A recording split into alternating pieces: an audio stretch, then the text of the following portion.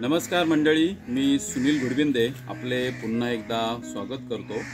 आज आपण पाहणार आहोत शहापूर तालुक्यातील शेलवली खंडोबाची या गावातील खंडोबाचं मंदिर। अगदी प्रति जेजुरी प्रमाणे असलेली या मंदिराची रचना आज आपण व्यवस्थितपणे पाहणार आहोत, इत्थंभूत माहिती घेणार आहोत आणि मंदिराच्या आसपास लगत असणारा निसर्ग संपन्न असा हा संपूर्ण परिसर आपण पाहणार आहोत। तर आता आपण सुरुवात करूया मंदिराच्या परिक्रमेची। अगदी जेजुरीच्या डोंगराप्रमाणेच या मंदिरापर्यंत पोहोचण्यासाठी पायऱ्या बनवलेल्या आहेत। चला तर आपण सुरुवात करूया।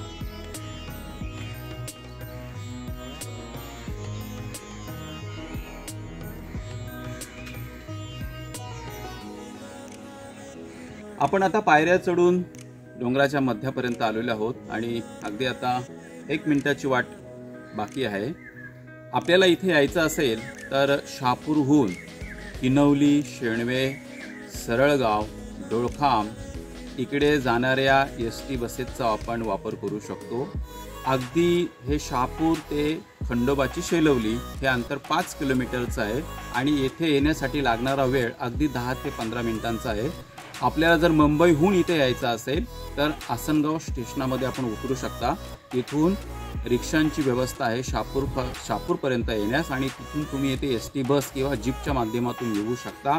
आपल्याकडे प्रायव्हेट व्हेकल असेल तर आपण शहापूरमध्ये मुंबई नाशिक हायवे महामार्ग हा लेफ्ट करून सोडून इकडे 5 किलोमीटर पुढे येऊ शकता।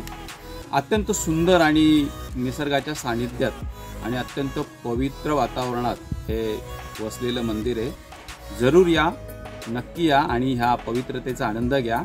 चला तर मग आपण आता मंदिरात दर्शनासाठी जाऊया।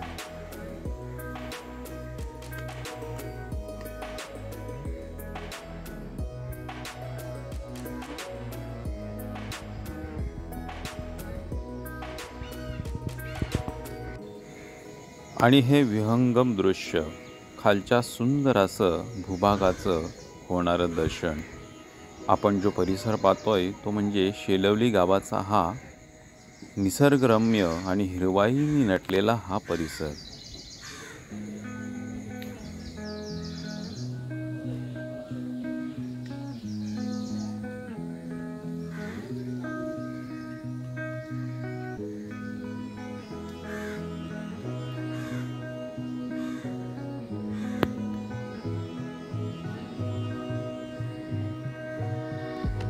आपण मंदिराच्या चौथऱ्यावर पोहोचलेलो आहोत आणि आपण पाठीमागे पाहताय आपल्याला मंदिर दिसतंय। अत्यंत नीरव शांततेमध्ये वसलेलं हे मंदिर आहे आणि आपण आतमध्ये जाऊन दर्शन घेणार आहोत। चला तर मग आपण आता आतमध्ये जाऊन दर्शन घेऊया।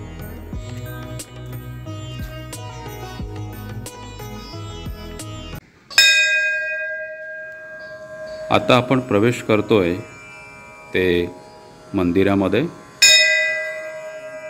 भव्य असं हे मंदिराचं प्रवेशद्वार।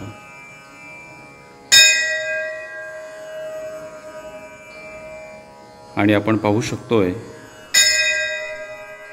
सुंदर अशी भगवान शंकराची पिंडीची सुद्धा स्थापना इथे केलेली आहे।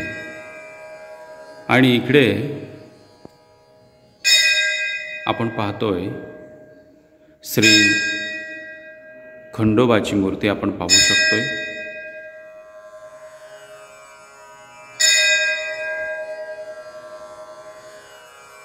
म्हाळसा माता, बानाई माता, अन्नपूर्णा माता,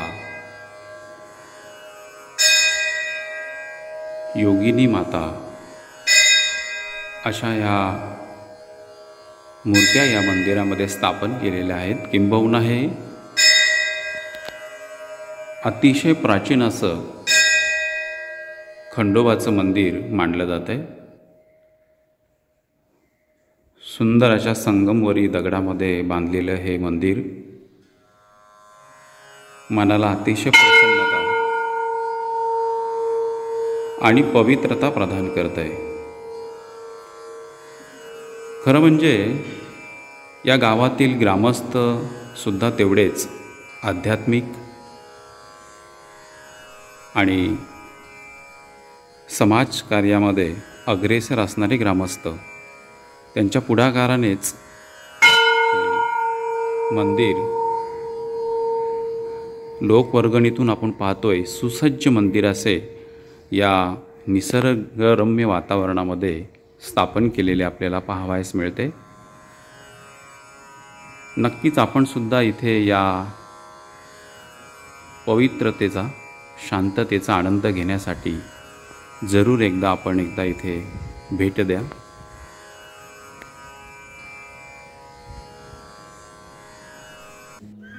आपण आता पाहिलं हे मंदिर आणि या मंदिरा सभोवतालचा अत्यंत सुंदर असा निसर्गरम्य परिसर। या मंदिरामध्ये दरवर्षी माघ महिन्यामध्ये पौर्णिमेला मोठा उत्सव केला जातो। त्या दरम्यान या गावामध्ये यात्रा सुद्धा भरते, त्याला खंडोबाची यात्रा असे म्हणतात। आणि त्यावेळेस इथे मंदिरामध्ये योग्य पूजा विधी करून यथोचित या खंडोबा रायाची पूजा केली जाते।